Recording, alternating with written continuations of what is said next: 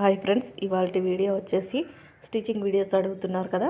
Back part ఎక్కడ ముడతలు లేకుండా ఎలా స్టిచ్ చేసుకోవాలి, కుట్టిన తర్వాత నడుము దగ్గర ముడతలు వచ్చేస్తుంది కదా, అలా రాకుండా ఎలా స్టిచ్ చేసుకోవాలనేది చూడండి. ఇది వచ్చేస్తే నేను చిన్నపాటి సింపుల్ నెక్ డిజైన్ అయితే కుడుతున్నాను అనమాట. చూస్తున్నారు కదా, స్టార్ నెక్ అనమాట. ఇప్పుడు వచ్చేసి ఈ మెయిన్ క్లాత్ వచ్చేసి జరీతో వర్క్ వచ్చింది కదా, నేను మామూలుగా అన్లోడింగ్ తిప్పేస్తున్నాను. ఎందుకంటే మందంగానే ఉంది కాబట్టి మనం పట్టి వేయాల్సిన అవసరం ఏమీ లేదు. ఈ విధంగా నెక్ ఎలా ఉందో అలా స్టిచ్ చేసుకుంటూ వచ్చేసి లోడింగ్ తిప్పేస్తాను అనమాట. బ్యాక్ పార్ట్ వచ్చేసి చాలామంది కుట్టిన తర్వాత నడుము దగ్గర సైడ్ కుట్ల వైపున కిందికి దిగుతుంది. ఎందుకోసం దిగుతుంది, అలా దిగకుండా ఎలా స్టిచ్ చేసుకోవాలనేది ఇవాల్టి వీడియో అనమాట. చూడండి, ఇప్పుడు నేనైతే ఫస్ట్ నెక్ అయితే ఈ స్టార్ నెక్ ఉంది కదా, ఇది ఎలా ఉందో అలా కుట్టేసుకొచ్చి లోపల ఉన్న ఎక్స్ట్రా క్లాత్ కట్ చేసేయాలి. మనం ఆల్రెడీ కటింగ్ వీడియో అంటే చాలా ఉన్నాయి ఛానల్లో, చూడండి. ఈ విధంగా ఎక్స్ట్రా క్లాత్ మొత్తం నీట్గా కట్ చేసేసుకోవాలి. ఇలాంటి చిన్నపాటి నెక్స్ డిజైన్స్ పెట్టడం వల్ల కూడా మనకు మనీ అనేది ఇంకొంచెం ఎక్కువగా తీసుకోవచ్చు అనమాట. ఈ మూలలు ఉన్నాయి కదా, ఇక్కడ ఈ మూలల దగ్గర ఖచ్చితంగా టక్స్ పెట్టేసుకుంటే మనకు షేప్ అనేది కరెక్ట్గా వస్తుందన్నమాట. పాదం మందం క్లాత్తో కుట్టు వేసాం కదా, ఇప్పుడు అటువైపు లోడింగ్ స్టిచ్ వేయాలి. ఇది వచ్చేసి లైనింగ్ వైపు వేయాలి. మనం కింద వేసిన స్టిచ్ అనేది అటువైపుకు ఉండాలన్నమాట.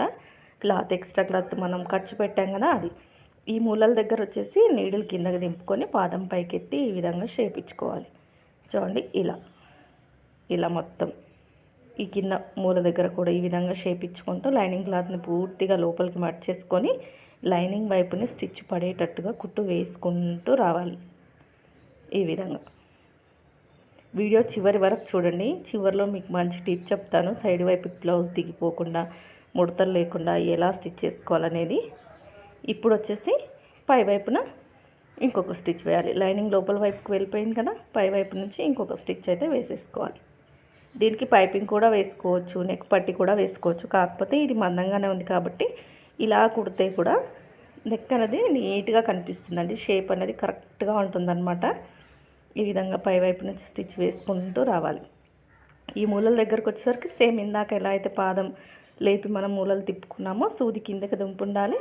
క్లాత్ అనేది ఎలా డిజైన్ ఉందో అలా తిప్పుకుంటూ కుట్టు వేసుకోవాలి. ఇప్పుడు నేను ఇక్కడ వేస్తున్నాను చూడండి. ఈ విధంగా వేయడం వల్ల కరెక్ట్ షేప్ అనేది నెక్కు వస్తుందన్నమాట.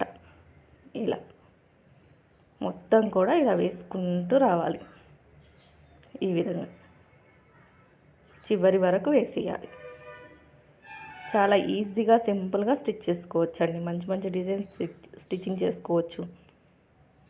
అయిపోయింది. ఇంకా ఇప్పుడు చూస్తున్నారు కదా, నెక్ ఎంత నీట్గా వచ్చిందో, ఎక్కడ కూడా హెచ్చు తగ్గులు లేకుండా వచ్చింది కదా. ఇప్పుడు వచ్చేసి ఈ లైనింగ్ మెయిన్ క్లాత్ జెయింటింగ్ స్టిచ్ అయితే వేసేసుకుందాం చుట్టూరా. మనం ఇలాంటి మందం క్లాత్లు సన్నటి క్లాత్లు లేనప్పుడు వేసుకోకపోయినా ఏం పర్వాలేదు. కాకపోతే బిగినర్స్కి వేసుకుంటేనే స్టిచ్చింగ్ అనేది వస్తుంది. నేనైతే డైరెక్ట్గా మొత్తం ఎక్స్ట్రా క్లాత్ తీసేసి బ్యాక్ డాట్స్ వేసేస్తానమాట. కానీ బిగినర్స్ చూస్తే అర్థం కాదు కదా, అందుకని ఇంకా నేనైతే చుట్టూరా స్టిచ్ అయితే వేస్తున్నాను చూడండి. ఎక్కడ ముడతలు రానివ్వకూడదు, నీట్గా సెట్ చేసుకుంటూ వేసుకోవాలి. కింది క్లాత్ కానీ పై క్లాత్ కానీ ఏదైనా కూడా నీట్గా స్టిచ్చింగ్ అనేది వేసుకుంటూ రావాలి.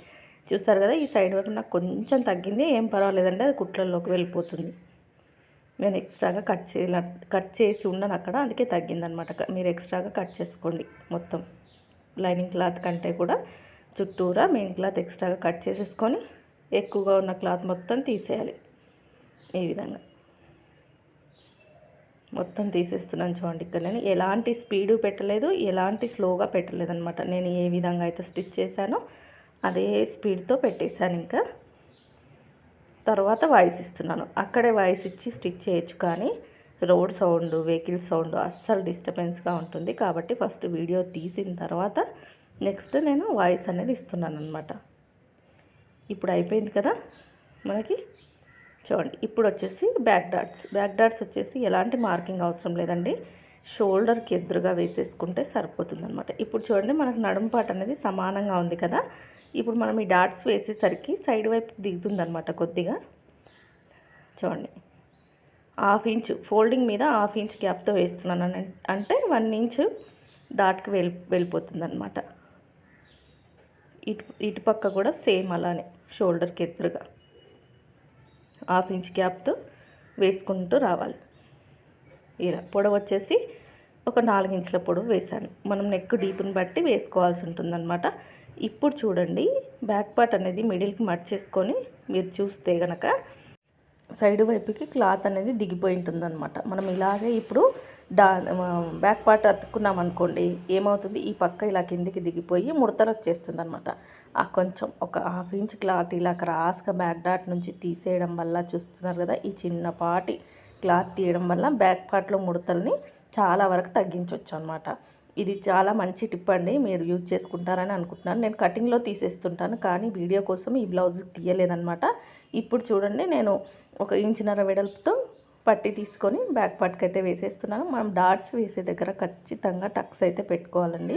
చిన్న టక్స్ ఎందుకు కాదు, పెట్టుకోవాలన్నమాట. పెట్టుకుంటేనే ఫిట్టింగ్ బాగుంటుంది. ఈ చిన్న చిన్న టిప్స్ పాటిస్తూ బ్లౌజ్ స్టిచ్ చేస్తే మంచిగా కుదురుతుంది. ఇప్పుడు వచ్చేసి పైనుంచి లోడింగ్ స్టిచ్.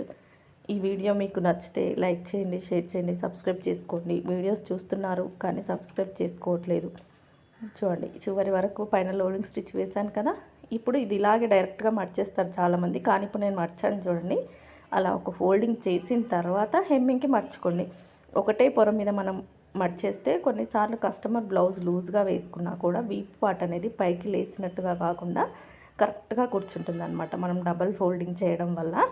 ఇది కూడా మంచి టిప్పేనండి బ్లౌజ్ కటింగ్లో. చాలామంది దాన్ని ఒక్కదాన్నే మర్చేస్తారు, ఆ టక్స్ పెట్టరు. ఏంటి, మెయిన్ డాట్ దగ్గర టక్స్ పెట్టరు. మెయిన్ డాట్ దగ్గర టక్స్ పెట్టుకోవాలి.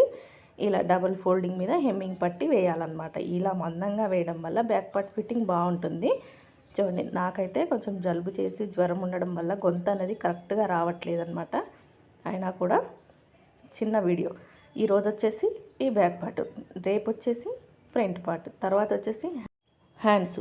మామూలుగా చెప్పడం కాదండి, టిప్స్తో చెప్తానమాట. ముడతలు లేకుండా కరెక్ట్ ఫిట్టింగ్తో ఎలా రావాలి ఆది బ్లౌజ్ ప్రకారం అనేది చెప్తూ వీడియోస్ అయితే ఇక మీదట పెట్టాలనుకుంటున్నాను. స్టిచ్చింగ్ వీడియోలు ఎక్కువగా పెట్టాలనుకుంటున్నాను.